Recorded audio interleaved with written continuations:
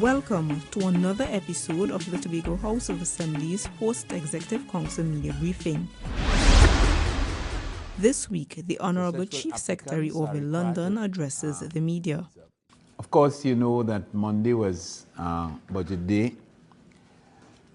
Tomorrow we have the budget debate, and I am going to be distributing a list of speakers to make it easy for members of the public and members of the press to follow their representatives. I'm hoping that the press will collaborate with us in making this list public so that members of the public will know at what time in the evening or sometimes very late evening that their representatives would be making their presentations. I want to take the opportunity, of course I'll do so formally tomorrow, to congratulate the Secretary for what I consider to be a very professional presentation.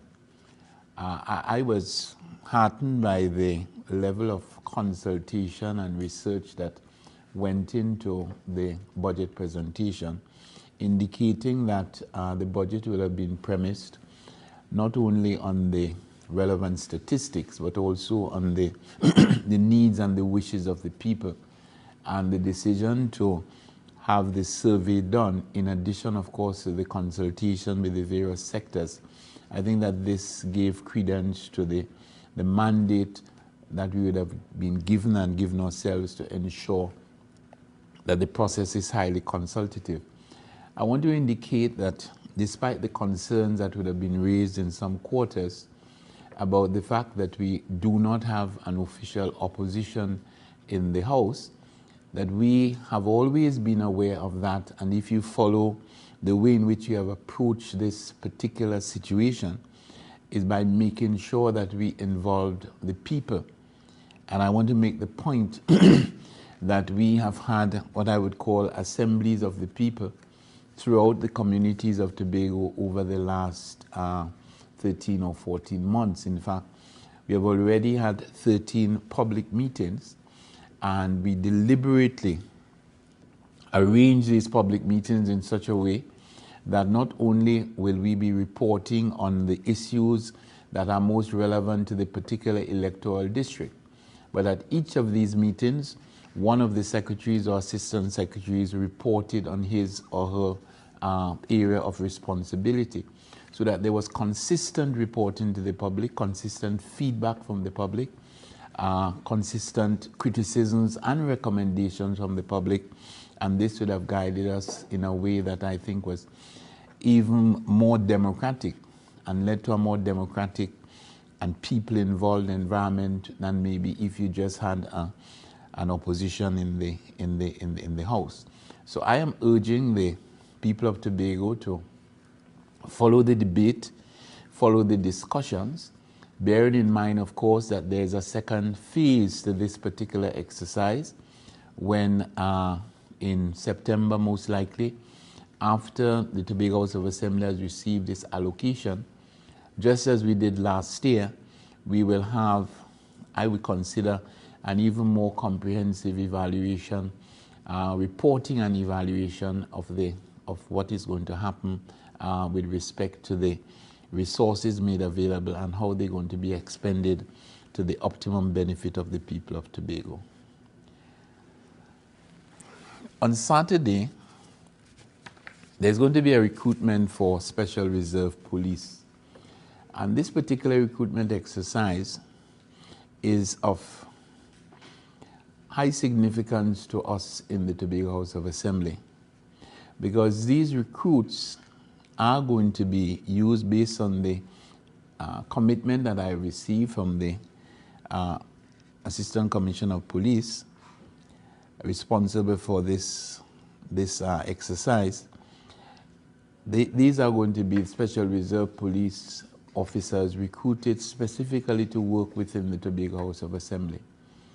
If you remember, a couple months ago, I would have indicated to the Tobago populace that we are going to be requesting from the Trinidad and Tobago Police Service, of course through the Commissioner of Police, that officers be recruited so that they could be assigned to the Tobago House of Assembly to work in specific divisions in, of course, specific areas where their services, of course, will improve the environment and the quality of life. We already have maybe 6 or 8 of these Special Reserve Police officers. They are attached to the Division of Agriculture, Marine Affairs, Marketing and the Environment. They work primarily in the environment area.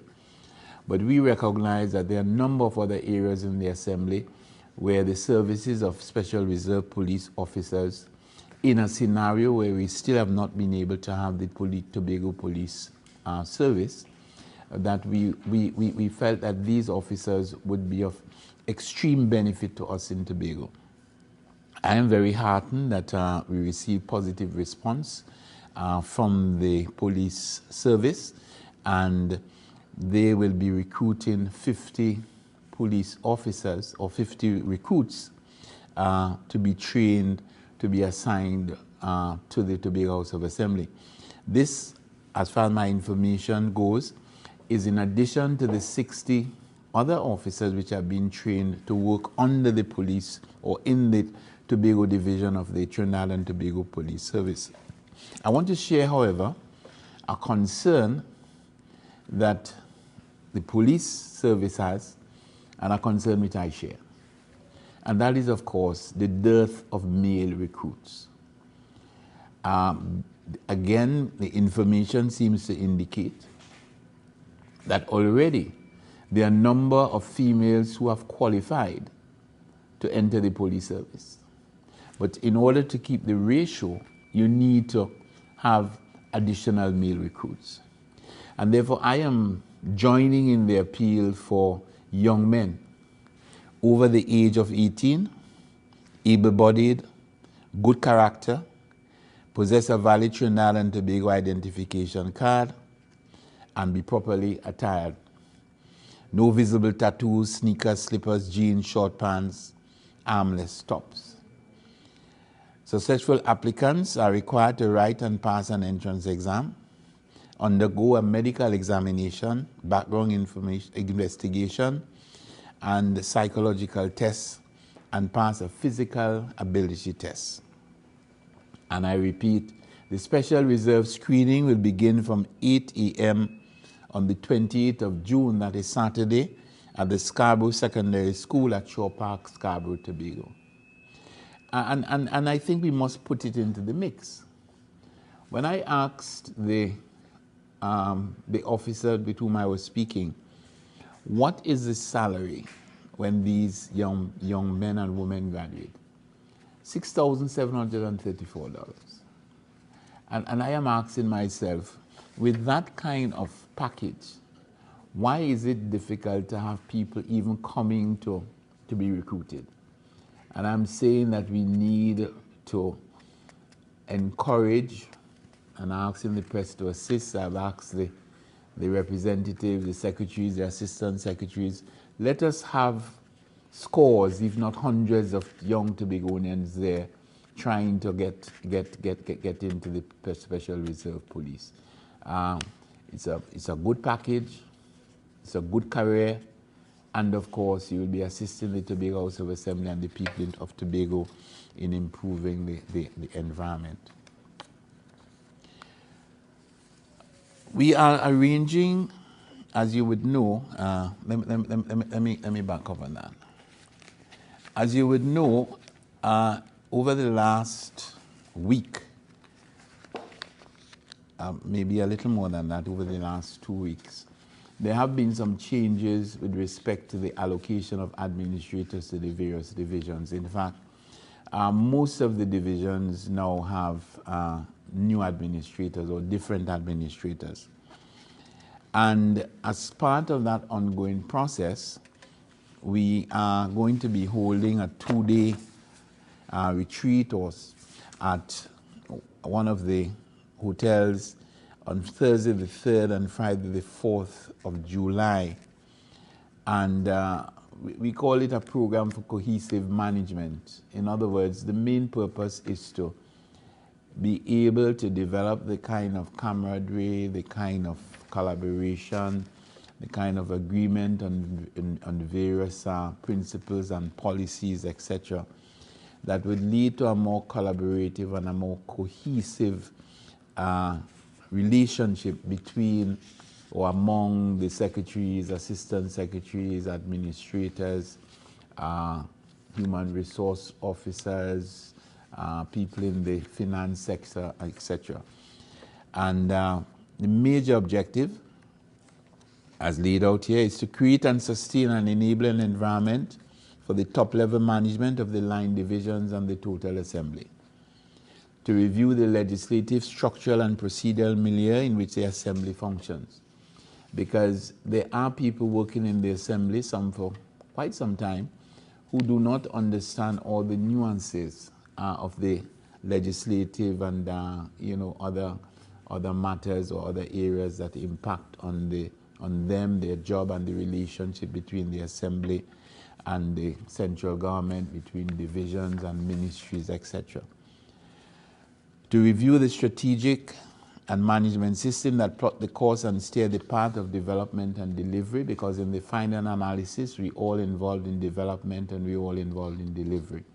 And whether you are secretary, assistant secretary, manager, accountant, whatever, all of us have got to work together to have optimum, maximum development, and of course, delivery that has impact, and of course is done in a reasonable time.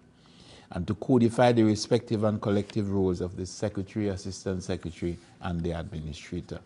So we're hoping that coming out of that 2-day exercise, we'll be able to agree on a document which will give clear guidelines as to the relationship among the major decision makers in the Tobago House of Assembly. The Tobago House of Assembly review process continues. We have completed the first phase. We have had a total of 12 meetings with various sectors throughout, and these meetings have been held in both Roxborough, one meeting at Roxborough, and most of the meetings were held at the Division of Infrastructure and Public Utilities. You would have been there at some of them. I think that we had,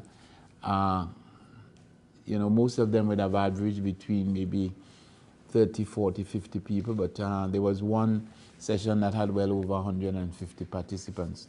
I was quite impressed by the quality of the presentations coming from members of the public and the independent secretariat which has been set up.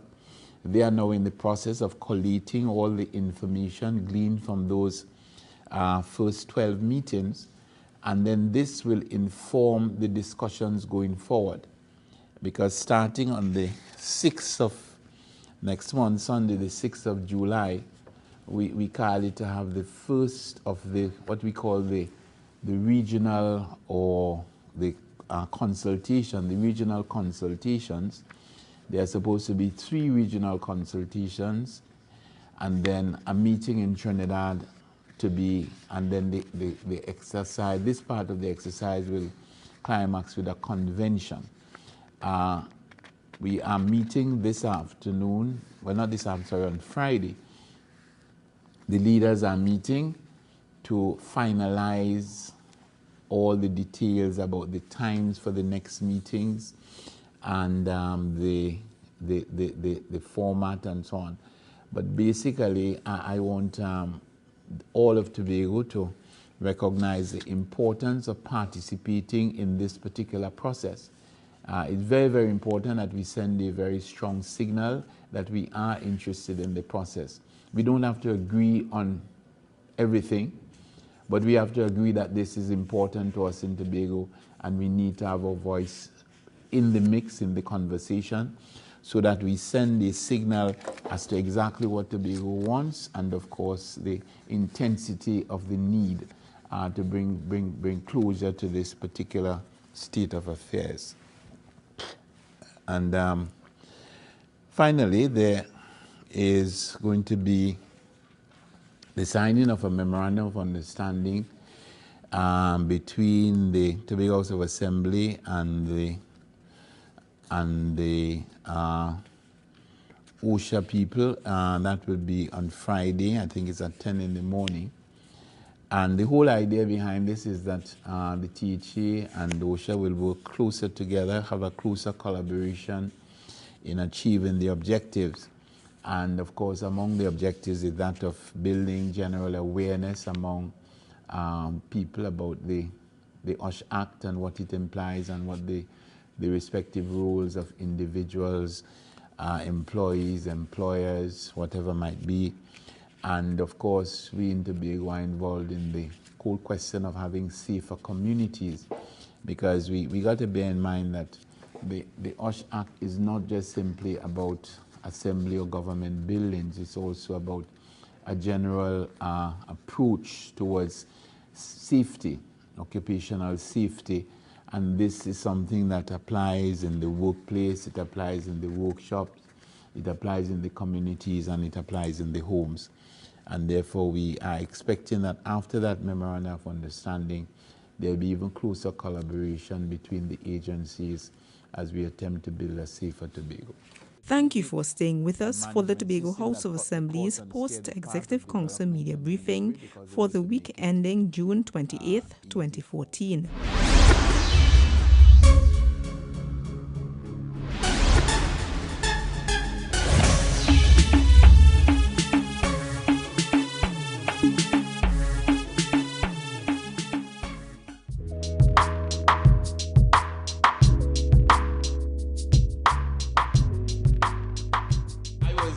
Impressed by the Secretary's determination to ensure that the presentation reflected the views, responded to the concerns, and respected the recommendations which were gleaned from the public and from the sectors over the last 12 months.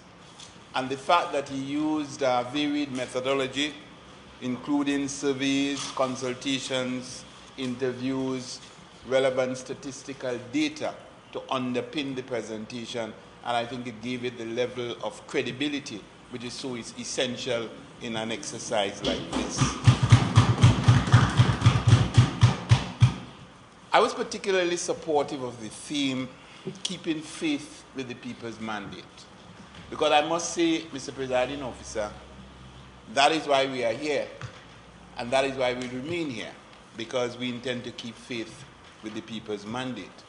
And I want to make it very clear to the people of Tobago and even to the naysayers that over the last 13 and a half years, and especially over the past 17 months, since that overwhelming victory in the last Tobago House of Assembly election, this administration has never lost sight of the fact that we end up in this place because of what the people of Tobago did on those days. And therefore, we have a responsibility to serve the people and prove the people right, and we intend to do so. I want to turn to another issue that has created some concern and some comments.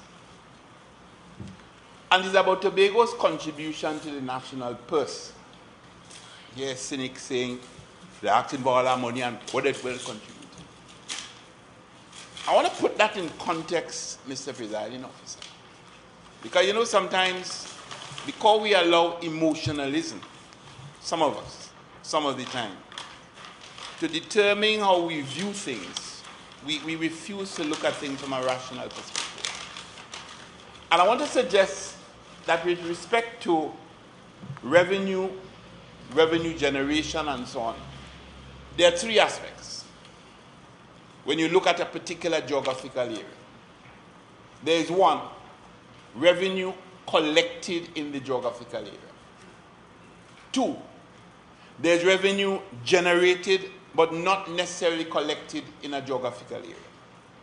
And there's three, the potential for revenue generation in a geographical area. Let me just illustrate. If you divide Tobago into North, South, Central, Trinidad, and Tobago, I want to ask you, if you did a calculation as the revenue collected in North, South, and Central Tobago, Trinidad, and Tobago, and revenue generated but not collected, look at the kind of disparity that you could get. And therefore, you cannot judge Tobago simply by the revenue collected in Tobago, which, as the Secretary would have indicated, is much less than the revenue generated in Tobago. And until such time as we get that tabulation right, the Secretary will have spoken about Tobago's contribution to the GDP, which is, of course, quite significant. And even that particular figure is very conservative compared to the figure which Dr. James would have put into the mix last year. But I think the most critical aspect of this, Mr. Presiding Officer, is potential for revenue generation. And I want to put this in perspective. All of us have got to understand that the future of the hydrocarbon industry in the country depends on what happens in the deep water blocks over the next 4 years. I want to repeat. The future of the hydrocarbon industry in Trinidad and Tobago, on which the economy of this country depends, is going to be highly dependent on what happens in the deep water blocks over the next 4 years. Now, what is happening in the deep water blocks? We have Centrica, which would have been doing some drilling to the north, not some drilling, sorry, some seismic surveys to the north of Tobago. And the reports that I'm getting, unofficial report, but I think fairly reliable, is that what they have seen is quite encouraging, in fact, quite positive. We have BHP Billiton. They have started their seismic studies, the surveys. They have already done 3 months. It's a massive block, so it's going to take a fairly long time. And they have not got any results yet. But I want to just share a map with you, Mr. Presiding Officer. These are map blocks under active exploration. And if you notice, this is Tobago here. These are the blocks under active exploration of Tobago. These are the blocks under active exploration in what might be considered Trinidad waters. So in effect, if you look at the arithmetic, there's twice as much of the acreage of active exploration off the coast of Tobago than off the coast of Trinidad. And there are more blocks to be distributed in further bid rounds. So if you put the two things together, an indication that the future of the hydrocarbon industry in the country is linked very closely to what is happening in the deep water blocks. And if you then link that to the fact that more than 2/3 of these deep water blocks are in what we'll consider Tobago waters, then the question that you must ask yourselves, what is Tobago's potential for revenue generation in the medium and long term? I am saying all of this, Mr. Presiding Officer, to place our request for funding in true perspective. And therefore, it is not the request of a mendicant. It is not the request of someone who is asking a favor. It is not the request of someone who wishes to be patronized. It is the request of a partner who is coming to the table as an equal. I want to also speak to something to which the Secretary had alluded, and that is the responsibility of the Tobago House of Assembly to do what I call nurturing and enabling environment for the development of the private sector. And Tobago's private sector is definitely in a state that requires serious attention and serious support.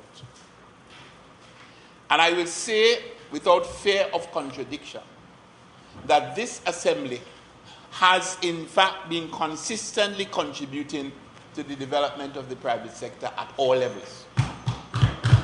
Starting with the micro entrepreneurs, with the loans, with the grants and the loans, the work of the BDU in supporting, the work of even divisions like the Division of Health and Social Services, the kind of initiative coming out of agriculture, initiatives coming out of community development and culture, initiative coming out of education, youth affairs and sport, to assist little people in becoming a little bit bigger. And then we had the kind of support to the medium size or the small to medium size entrepreneurs. The Enterprise Assistance Fund, which I understand is now being moved from $250,000 to $500,000. The kind of support that we gave when we built all those and continue to build the strip malls and so on, and the venture capital initiative and so on, the plans that we have for the start of the Tobago Development Bank and so on. Most important, and I don't want to go into it in too much detail, the support that we're giving and will continue to give to the tourism sector. I want to make an appeal to the business community in Tobago, because they say one hand can't clap. And there are a number of things that we would have done and continue to do to assist the business community, to assist the people of Tobago. Because that is what our responsibility is. Our primary responsibility is to the people of Tobago. So for example, when we would have put a system in place to have flatbeds on the ferry, so that you have goods coming to Tobago at a cheaper cost and more conveniently to the business person, we expect that should be passed on. And I must state publicly, and it must be said, that I have some concerns. And the concerns, I will only list two of them. One, if we are to create an environment which ensures that there is labor available for the private sector, the private sector must make a commitment that they employ Tobagonians in conditions which are considered to be dignified and fair. That's it. And second, if we give concessions in the business sector, those concessions must be passed on to the people of Tobago, to Tobago security. And the Secretary would have indicated what our concerns are. I don't want to go into that. But I just want to reiterate that there is a need for a Tobago-specific response, and that in effect, I'm very pleased to announce that we've been getting some measure of collaboration from the Commissioner of Police. We've already seen the document on tourism-oriented policing and another document on a Tobago security plan. And this has not yet been operationalized, but at least the research has been done, and the document that I saw does in fact treat with many of the concerns which we raised. I also want to indicate that our request for special reserve police officers in Tobago, that request has been favorably considered, and there's a recruitment exercise on Saturday, and I'm advising all Tobago males over the age of 18 to please avail themselves of the opportunity. I have some concerns which I must share. 4 years ago, Mr. Presiding Officer, when this administration took over, the contracts for the police stations at Roxborough and Old Grange were already awarded. And in their own style, some people might say spiteful, I just say style. In their own style, they cancel all the contracts. And to date, nothing has happened.